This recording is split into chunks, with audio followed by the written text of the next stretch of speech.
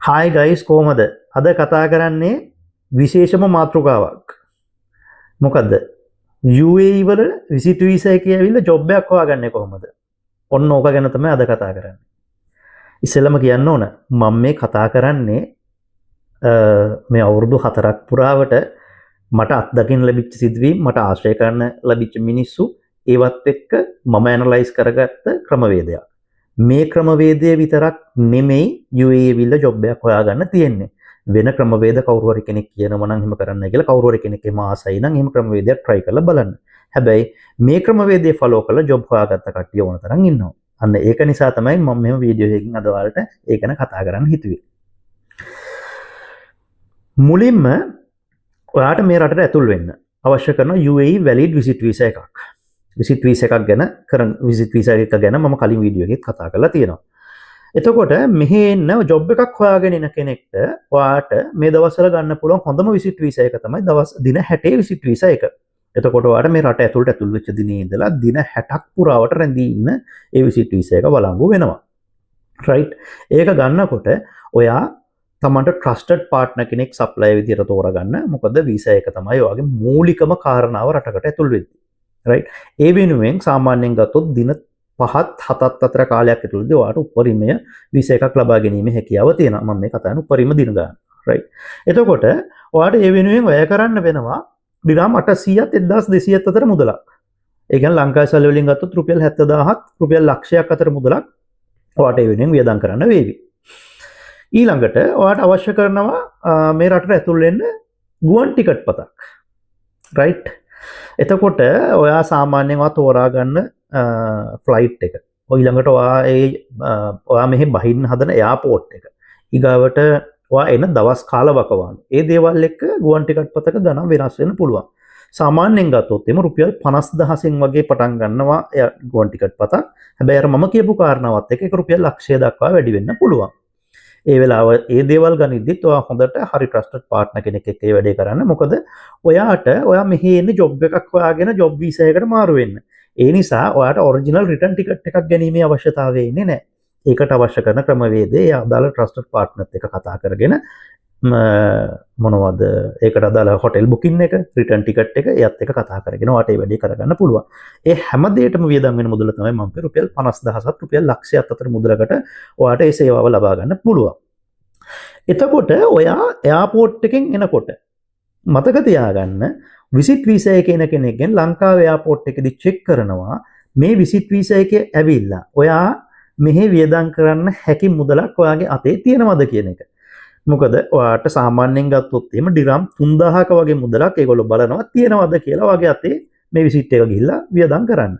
මොකද ඔයා එන්නේ ජොබ් එකක් හොයාගෙන කියලා නෙමෙයි එන්නේ විසිට් වීසා එක වඩා වැලිඩ් විසිට් වීසා එකක් තියෙන්නේ. ඒ වීසා එකේ එන්නේ ඇවිල්ලා ඉවර වෙලා ඔයා ජොබ් වීසා එකට මෙහෙදි මාරු වෙනවා කියන එක ඒගොල්ලොන්ට අදාළ කාරණාවක් නෙමෙයි. එහෙම ඔයා යනවා නම් ඔයා විදේශ සේවාවක ලියාපදිංචි වෙලා බියුරෝ ගෙවල ඒ විදිහට යන්න ඕනේ. හැබැයි මේ ඔයා එන්නේ විසිට් වීසා එකේ ජොබ් එකක් හොයාගෙන. එතනදී අර මුදල ඔයා ගාව තියෙනවද කියන එක චෙක් කරලා බලනවා. ඩිරම් 3000ක කියන්නේ ලක්ෂ 2මාරක වගේ මුදලක් ඔයාගේ අතේ තියෙන්න ඕන. ඊගාව කාරණාව මෙහෙට ආවට පස්සේ නවතින්නේ කොහෙද? ඇකොමොඩේෂන් එක. ඒක බොහොම වැදගත් කාරණාවක්. මොකද ඔයා එන්නේ ජොබ් එකක් හොයාගන්න. එතකොට ඒකට ඔයාට අවශ්‍ය කරන මානසික නිදහස, ගමන් බිමන් වලට පහසුව, ඒ දේවල් වලට ගැලපෙන ඇකොමොඩේෂන් එකක් ඔයා හොයාගන්න ඕන. ඒක හොයාගන්නකොට දන්න කෙනෙක් ඉන්නවා නම් බොහොම වටිනවා. නැත්නම් ඔයාට යූස් කරන්න පුළුවන් ඩුබිසෙල් කියන ඇප් එක ඔයාට යූස් කරලා එකෙන් හොයාගන්නත් පුළුවන්. ඒ වගේ තව දේවල් තියෙනවා. ඒ වගේ තැන් වලින් ඔයාට නවාතැන්මක් හොයාගන්න පුළුවන්. කවුරු හරි ඔයාට ඔය ටිකට් එක දාන්න වීසා එක කරන කෙනා ඒ කෙනත් එක්ක කතා කරගෙනත් ඒ වැඩේ කරගන්න පුළුවන්. ඒ වෙනුවෙන් සාමාන්‍යයෙන් මම ඔයාට රෙකමන්ඩ් කරන්නේ ඔයා මෙහෙට ජොබ් එකක් හොයාගෙන එන විසිට් වීසා කියන කෙනෙක් නම් මුලින්ම ඔයා බෙඩ් ස්පේස් එකක් යූස් කරන්න. මොකද ඒකට යන වියදම හරි අඩුයි. ඊගාවට ඔයාට එතනදී ගොඩක් පිරිසක් ආශ්‍රය කරන්න ලැබෙනවා. විවිධ ජාතීන් වල ඉන්න පුළුවන්, විවිධ භාෂාවන් කතා කරන අය ඉන්න පුළුවන්, විවිධ සංස්කෘතීන් අදහන අය වෙන්න පුළුවන්. ඒ නිසා ඔයාට රටකට ආවට පස්සේ ඒ වගේ අත්දැකීමක් ලබා ගන්න ලැබෙන එක ගොඩක් වටිනවා. ඒ නිසා මම කියන්නේ අනිවාර්යයෙන්ම ඇකොමොඩේෂන් එකකදී මුලින්ම බෙඩ් ස්පේස් එකක් යූස් කරන්න කියලා. හැබැයි ඔයාගේ කැමැත්ත මත ඒක ඔයාගේ පර්සනල් රික්වයර්මන්ට් එක මත පාටිෂන් රූම් එකක්, සිංගල් රූම් එකක්, මාස්ටර් රූම් එකක් ස්ටුඩියෝ ෆ්ලැට් එකක් වා කැමති එකක් වාට ඒක වෙනුවෙන් යූස් කරන්න පුළුවන් රයිට් එතකොට මම කියන්නේ බෙඩ් ස්පේස් එකකට යන් ගියොත් ඔයාට වියදම් වෙනවා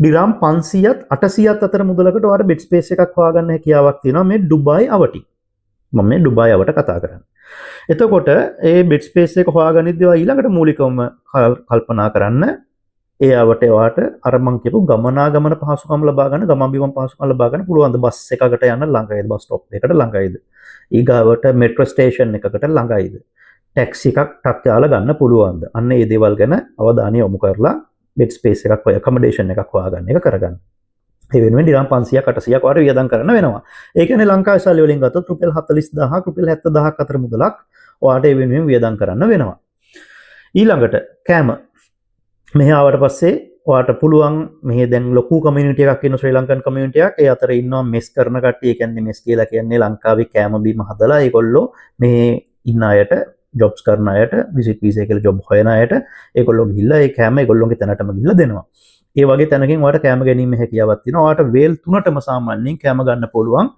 ඩිරම් 500ක් වගේ මුදලකට නැත්තම් ඔයා උයා ගන්නවා නම් ඒ නවාතැන් ගන්න තැනත් එක්ක කතා කරගෙන ඒ වැඩේ කරගන්නත් පුළුවන්. හැබැයි ඔයා ජොබ් ඉන්ටර්වියුස් වලට යන්න මේ දේවල් එක්ක ඔයාට බොහොම ලේසියව කැම ඒ වගේ තැනකින් ගන්නවා නම් તો ඩිරම් 500කින් වට ඒ වගේ වැඩක් කරගන්න පුළුවන්. ඒ කියන්නේ ලංකාවේ සල්ලි එකව 40000 45000ක් වගේ මුදලක් තමයි වෙනුවෙන් වට වියදම් වෙන්නේ. ඊගාව කාරණාව ට්‍රාන්ස්පෝර්ට්. ඒක හරි වැදගත්. මොකද ඔයා ඉන්න තැන ඉඳලා ඔයාට ට්‍රාන්ස්පෝර්ට් වලට කොච්චර මුදලක් වියදම් කරන්න වෙනවද කියන එක ඔයා හොඳට කල්පනා කරන්න. මොකද එතන ඉඳලා යන්න ඉන්ටර්වියු එකකට එමෙ යන්න වෙන කාලය. ඒව ගැන හරි අවධානයෙන් වැඩ කරන්න. ඔයා ඩුබායි යවට ඉන්න කෙනෙක් නම් ඔයාට පුළුවන් යූස් කරන්න බස්, මෙට්‍රෝ, ටැක්සි කියලා කියන ට්‍රාන්ස්පෝර්ට් තුනම විදි තුනම ඔයාට යූස් කරන්න පුළුවන්.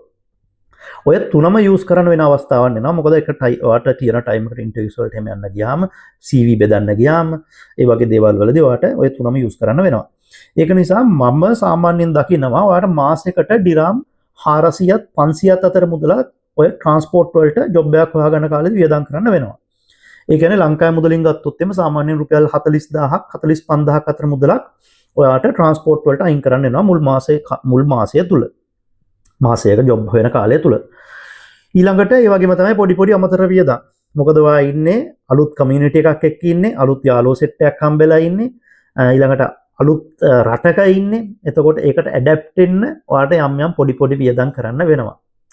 ඒගොල්ලෝ ඒ කියන්නේ යාළුවෝගේ ගැදරින් වලදී ඒකට යන්නේ ඒ ළඟට එළියට පහළියට ගියාම මොන හරි තැනකට ඇතුල් වෙන ගන්න ටිකට් එකකට ඒ වගේ දේවල් වලට ඔයාට සාමාන්‍ය තේ එකක් බොන්න ඒ වගේ දේවල් වලදී ඔයාට සාමාන්‍ය ඩිරම් 100ක් 150ක් ඒ වගේ දේවල් වලටත් ඔයාට වියදම් කරන්න වෙනවා. ඒ කියන්නේ ලංකාවේ සල්ලෙන් ගත්තොත් රුපියල් 10000ක් 15000ක් වගේ මුදලක් ඔයා ඒ වෙනුවෙන් අයින් කරන්න වෙනවා මාසෙකට. එතකොට ඔය ටික තමයි ඔයාට වෙන මූලික වියදම් ටික. එතකොට ජොබ් වලට ඇප්ලයි කරන්නේ කොහොමද? මෙහි ඔයාට ක්‍රම දෙකක් තියෙනවා. දෙකක් නේ සෑහෙන ක්‍රම ගොඩක් තියෙනවා. මූලිකවම ගත්තොත් ඔයාට පුළුවන් ඔන්ලයින් ඇප්ලයි කරන්න. Indeed, LinkedIn ඒ වගේ තියෙනවා මේ ජොබ්ස් තියෙන platforms. ඒ තැන්වල ගිහිල්ලා ඔයාට ජොබ්ස් හොයාලා ඔයා හොයන ජොබ් මොන කැටගරි එකේද ඒකට ගිහිල්ලා ඔයාගේ CV එක හදලා ඔයාට එතන ඇප්ලයි කරන්න පුළුවන්. ඒ වගේම කම්පැනි වල ඩිරෙක්ට් වෙබ්සයිට් වලට ගිහිල්ලා ඒ වලට ගිහිල්ලා ඇප්ලයි කරන්නත් පුළුවන්. දවසකට සාමාන්‍යයෙන් CV 200ක් 100ක් 200ක්වත් දාන්න ඕන.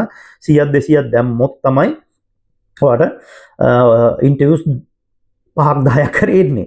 ඒ වගේම තමයි ඒ දානකොට ඔයාලා හොඳට බලන්න මොකද මෙහි CV මොනිටර් කරන්නේ ඔටෝ ජෙනරේට් සිස්ටම් එකකින්. එතකොට ඔයා ඒ ජොබ් එක ඔන්ලයින් ඒගොල්ලෝ සබ්මිට් කරලා තියෙන ජොබ් රෝල් එකට අවශ්‍ය කරන ජොබ් රෙස්පොන්සිබිලිටිස් දාලා තියෙනවා. ඒවා හරියට තමන්ගේ CV එකට ඉන්ක්ලූඩ් කරන ස්කිල් ඇන්ඩ් ජොබ් රෙස්පොන්සිබිලිටිස් හරියට ඉන්ක්ලූඩ් කරලා CV එක හදන්න.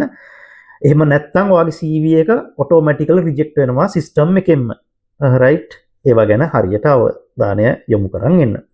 ඊළඟට තව විදියක් පුළුවන් ඔයාට ගිහිල්ලා ෆිසිකලි ප්ලේසස් වලට විසිට් කරලා CV එක දෙන්න. සමහර ප්ලේසස් වල තියෙන සමහර shops වල restaurant වල ආයතන වල දාලා තියෙනවා notice දාලා තියෙනවා vacancies available එහෙම කියලා. ඒවට ගිහලා ඒ තැන් වලට ගිහලා CVs දෙන්න පුළුවන්. එහෙමත් jobs හොයාගන්න පුළුවන්. ඊළඟට ඔයා දන්න කියන අයට තමන්ගේ CV එක send කරලා ඒ තැන් වල availability එකක් තියෙනවද කියලා check කරන්නත් පුළුවන්. job opportunities සෑහෙන්න තියෙනවා. හැබැයි තමන්ට match වෙන opportunity එක තමන් select කරගන්න ඕන. ඒකේ responsibility එක තියෙන්නේ තමුන්ට. right? එතකොට ඔය කියන දේවල් ඔක්කොම ගත්තාම ඔයාට මාසයකට ඇවිල්ලා මුල් මාසෙදී විසිට් වීසා එකේ ඇවිල්ලා ජොබ් එකක් හොයාගන්න කාලයේදී මම දකිනවා ඔයාට ඩිරාම් 3000ක් 3300ක් වගේ අතර මුදලක් වියදම් වෙනවා. ඒ කියන්නේ ලංකාවේ සල්ලි වලින් ගත්තොත් 260000ක් 290000ක් වගේ අතර මුදලක් ඔයාට මූලිකව වියදම් කරන්න වෙනවා. එතකොට ඔයාට මුල් මාසෙදී ජොබ් එකක් හම්බුනේ නැත්තම් ඔයාට තවත් මාසයක් ඉන්න වෙනවා. ඒ මාසෙදී ඔයාට වියදම් කරන්න වෙන්නේ accommodation, foods, transport ඒ ටිකට අනිවාර්යයෙන්ම වියදම් කරන්න වෙනවා. ඒ මුදල ගත්තොත් ඩිරාම් 1500ක වගේ මුදලක්. ඩිරාම් ඒ කියන්නේ රුපියල් වලින් ගත්තොත් 130000ක් වගේ මුදලක්. හොයාගන්න පුළුවන් තමන්ට ගඩ් එක තියෙනවා නම් තමන්ගේ ස්කිල් එක තියෙනවා නම් තමන්ට ඒ වැඩේ කරගන්න පුළුවන්. බැරි වෙන්නේ නැහැ. ජොබ්ස් ඔපොර්චුනිටිස් සෑහෙන්න තියෙනවා. විවිධ ක්ෂේත්‍රවල තියෙනවා ජොබ් ඔපොර්චුනිටිස්. හැබැයි ඒ රෙස්පොන්සිබිලිටි එක තමන්ගේ අතේ තියෙන තමන් ජොබ් එකක් හොයාගන්නවා කියන එක ඒක තව කෙනෙක්ට ෂෙයා කරන්න යන්න එපා. තව කෙනෙක්ට ෂෙයා කරනවා නම් ඒක ගැන බොහොම ට්‍රස්ටඩ් පාර්ට්නර් කෙනෙක් එක්ක ඒ වැඩේ කරගන්න. ඕක තමයි මට කියන්න තියෙන්නේ. මම මේ සමහර දේවල් මට මිස් වුණා වෙන්න පුළුවන්. මොනවා හරි ඔයාලට ඩවුට් එකක් තියෙනවා නම් මේකේ මැසේජ් එකක් දාලා අහන්න. නැත්නම් මගේ WhatsApp නම්බර් එකට ඔන්ලාක මැසේජ් එකක් දාන්න. මම ඔයාලට ඔයාලට තියෙන ප්‍රශ්න ටික ක්ලියර් කරලා දෙන්නම් අනිවාර්යයෙන්ම. එහෙනම් thank you very much.